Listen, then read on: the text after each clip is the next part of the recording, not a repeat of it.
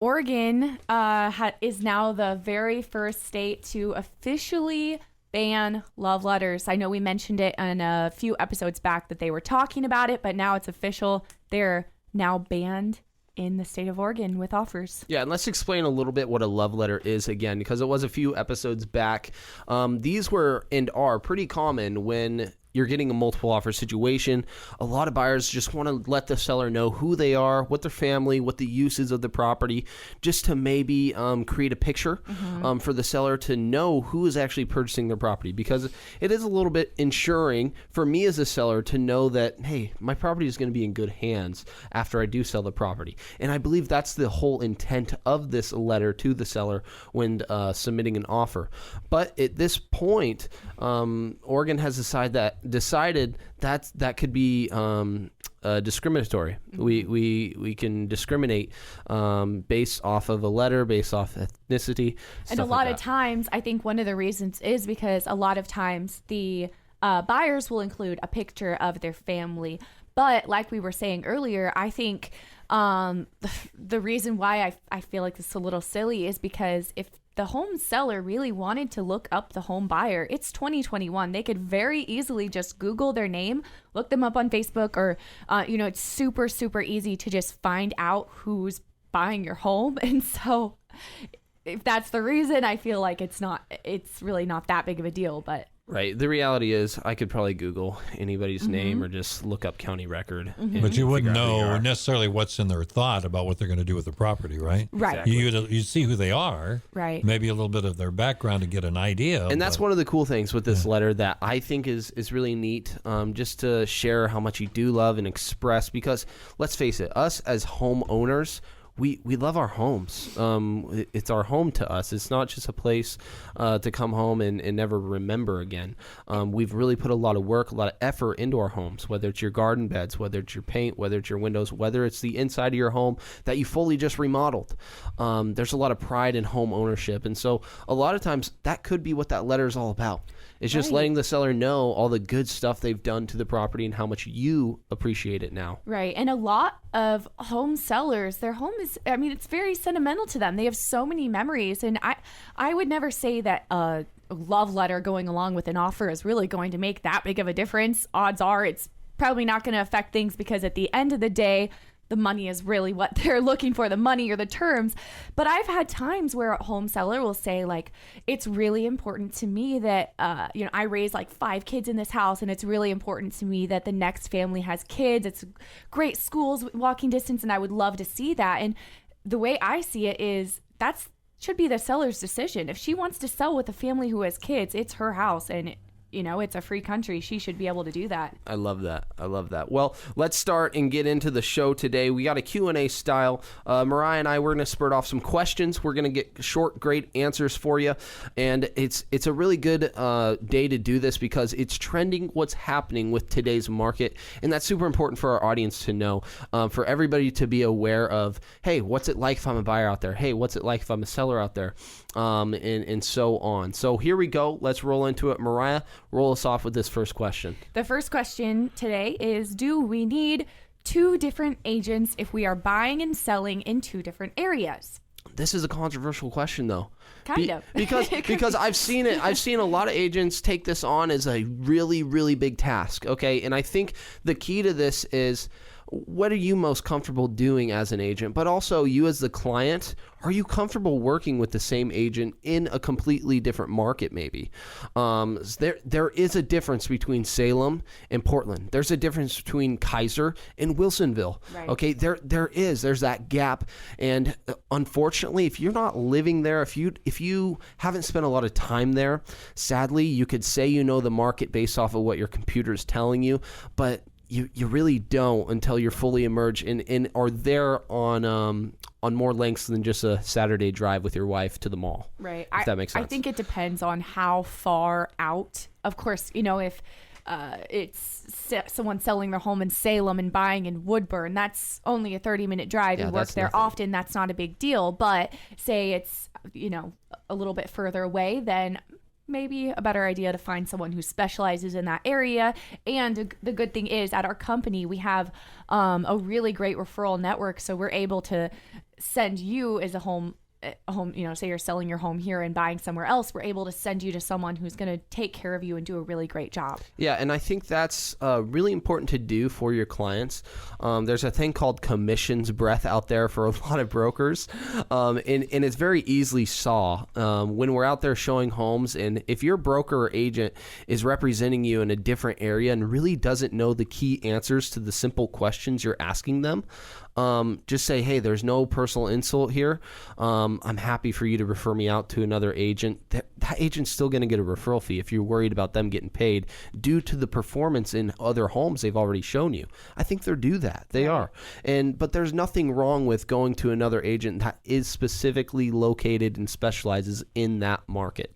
Right. And one thing that we want to do, because I haven't clarified this of our areas, generally, if we're working I-5 corridor, I'm going to stop right at Aurora and Donald. I usually don't touch into Wilsonville, Tigard. We have because really family and friends, changes. it does depend on the home and what we're really looking at, because prices are different there.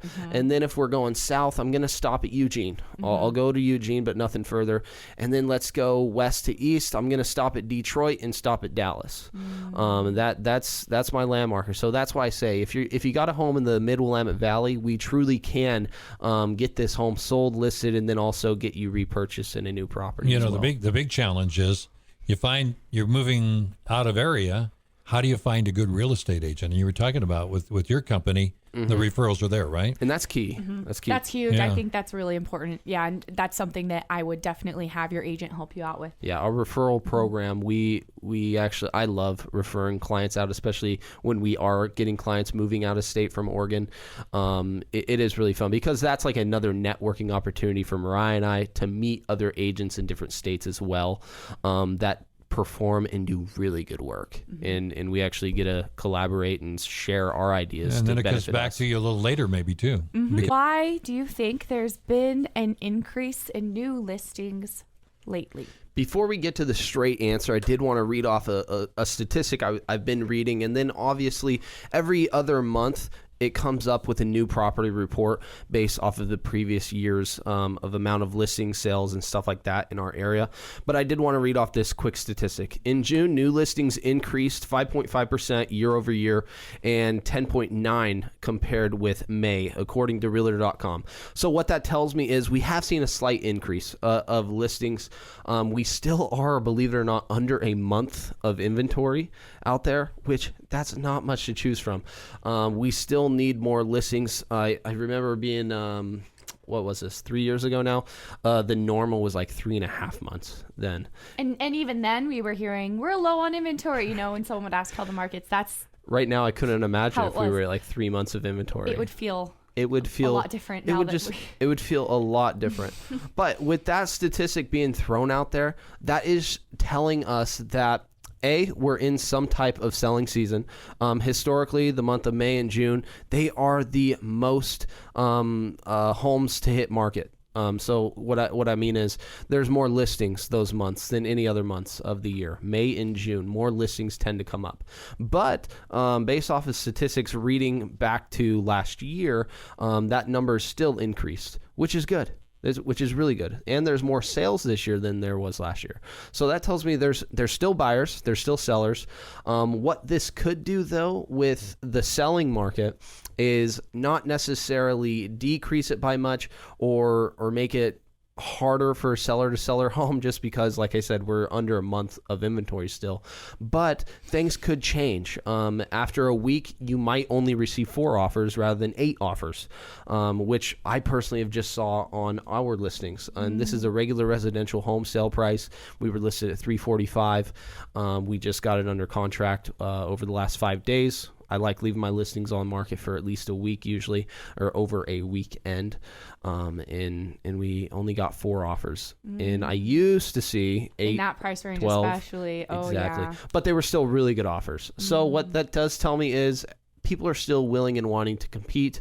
They understand because there's still 3 competing offers they got to go up against. Their odds are just better right now. Are they still selling like 20,000, 30, 40,000 over asking price? Average would be 20,000. Yeah. With this listing, we got 20,000 over ask price. Yeah. So that's staying very consistent with all the others.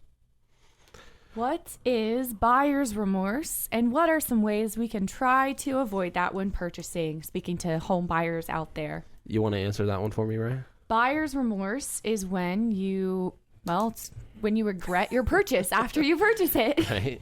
Right. And this is something that nobody wants to hear. Yeah. I mean, nobody wants to purchase a home and then feel sad about it. Yeah. And in these markets, I could assume there are maybe a couple that I wouldn't say they don't love their home, but they would say, man, maybe I did pay a little bit too much, or maybe I could have negotiated this home a little bit better.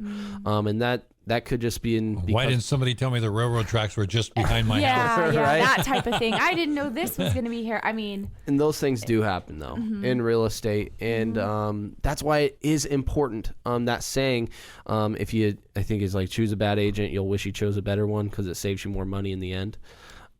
I don't know the saying. I know what you're trying to say, though. You know what I'm saying? Yeah. You know what I'm saying? Like, you're because saying. your representing agent is going to be doing that due diligence for you. Is Right. what I'm trying to say. Sometimes there's things that you just, like, no one could have known, or, things happen. Yeah. So does a seller care about what type of home loan the buyer has? And if so, why do they care? Recently I've seen them caring a lot more. I remember in the past, it never used to be that big of a deal, but with how competitive things are, I definitely see sellers caring. Yeah. And the reason I think they do care, though, is because there's no wrong loan between an FHA versus conventional. I personally believe an FHA loan is just as good as a conventional. It's actually backed by the federal programs. The only difference is the sellers say that the buyer is a little less unqualified just because they come in with a little less money down. Rather than a 5%, they're coming in with 3.5% usually. Sometimes they tend to ask for sellers to pay more closing costs because of their income. They can't afford closing costs to purchase the home.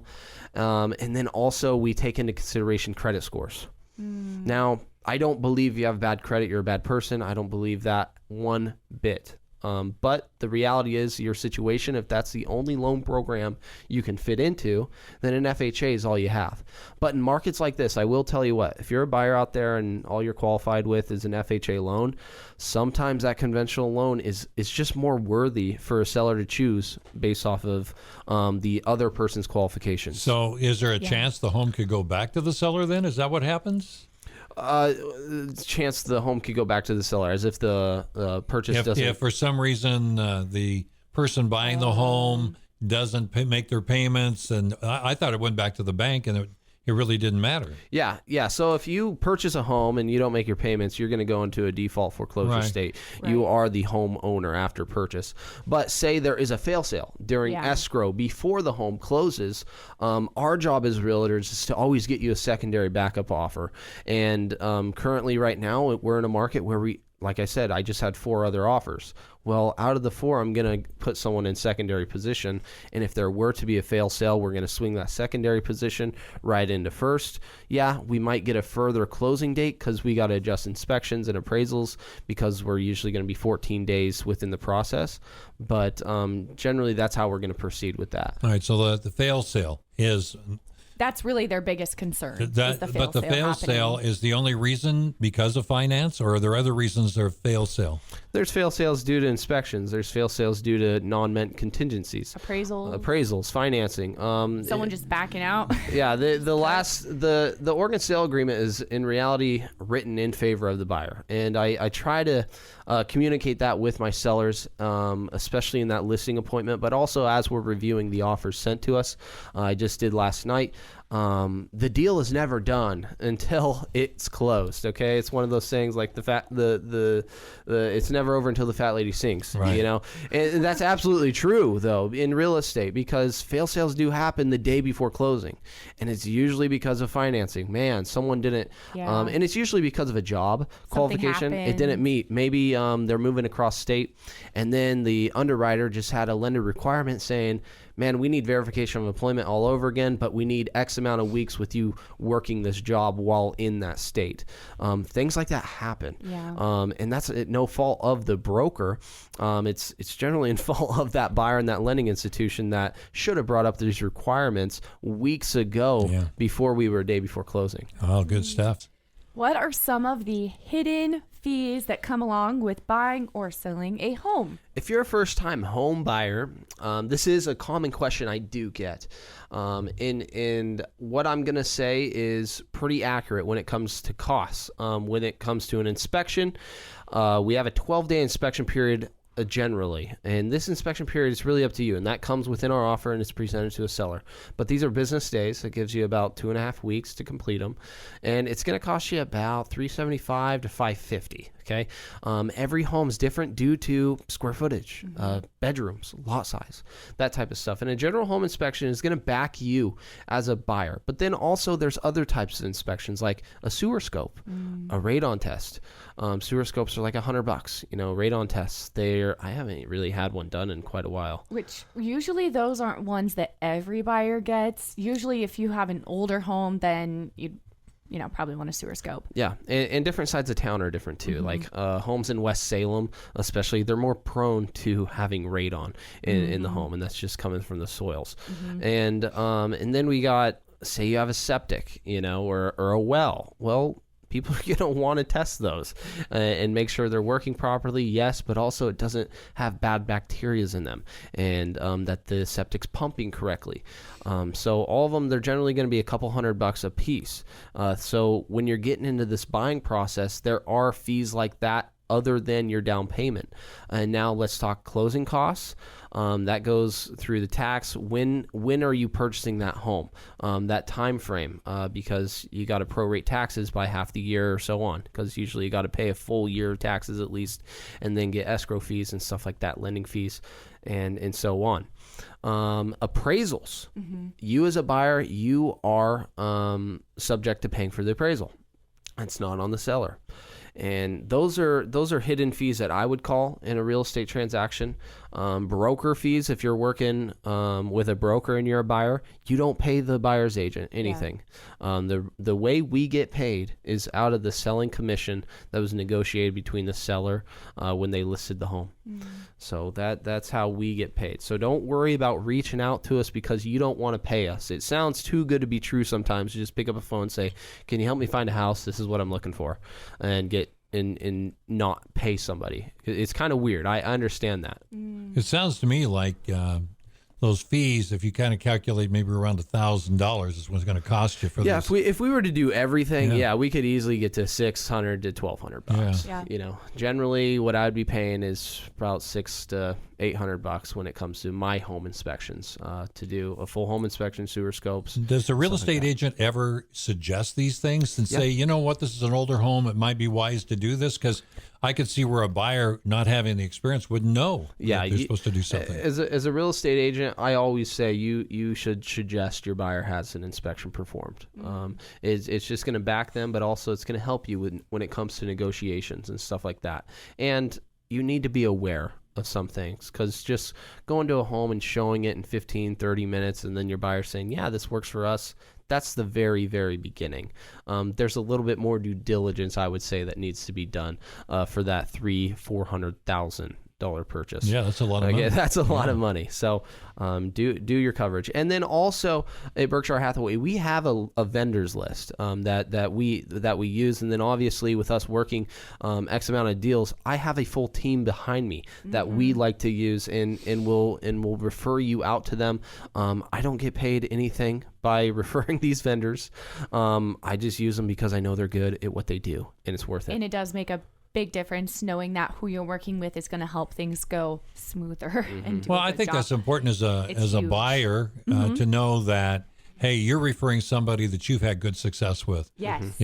That's important. And also knowing that you're not going to get a little bit of money under the table or something back to exactly. make it all happen. Yeah, and sometimes people do ask that. Well, you're only referring me to this guy because they think something under the table happens, but that's not true. I don't take any money from these guys. I use them because they are the professional. They're better at what they do than I could do because that's the field they're in. Right. And it's taken a few. It's taken a lot of trial and error for us to find those professionals and vendors. It took a good handful of inspectors until we found one that we were like, wow, we need all our buyers to use this guy. He's awesome. So it's taken trial and error to get there. So let's get to the last question of the day. All right. What happens if the former homeowner won't move out of the house? Yuck. Yeah, bad situation, I know. guys. You hear a lot more about the tenants not moving out, but you don't hear if it's a rental, but if the homeowner not moving out. This is not something you hear about often, but it has happened before. And I think that's, one reason why the final walkthrough is so important, because you usually have that a few days before closing. And if the sellers, their stuff is all there, they're not moving out, you can say, we're not going to close and pay you until the stuff is gone. Mm-hmm. Yeah. And that's really important, though, for that final walkthrough and the importance of it. But also, when it comes to legalities, we aren't a written and binding contract here. Mm-hmm. And we did sign there to be a closing date. And if the home did end up funding and this homeowner is not moving out, we got to go to a legal action at this point.